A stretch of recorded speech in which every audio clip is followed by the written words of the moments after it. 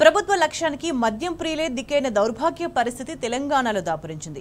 బియర్ల ధరలను భారీగా పెంచేసింది రేవంత్ సర్కార్. బియర్ల ధరల పెంపుపై గురువారం సమావేశమైన ఎక్సైజ్ కమిటీ ధరల పెంపుపై తర్జన భర్జన చేసినట్టు తెలిసింది.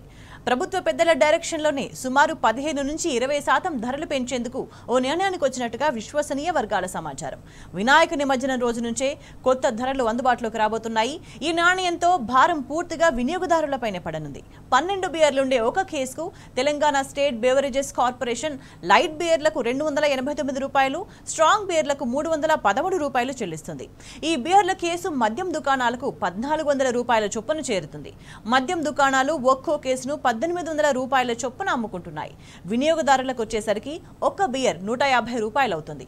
అయితే తాజాగా ఒక్క కేసు బియర్లకు ₹450 ఇవ్వాలని స్టేట్ బెవరేజెస్ కార్పొరేషన్ కు మద్యం కంపెనీల ప్రతినిధులు డిమాండ్ చేశారు. బ్రూవరీలకు అడిగినంత రాష్ట్ర బెవరేజెస్ కార్పొరేషన్ ఇవ్వాల్సి వస్తే బియర్ల ధరలు కనీసం 20% వరకు పెరగొచ్చు. దాంతో ఒక్క బియర్ ₹30 వరకు పెంచబోతోంది ప్రభుత్వం.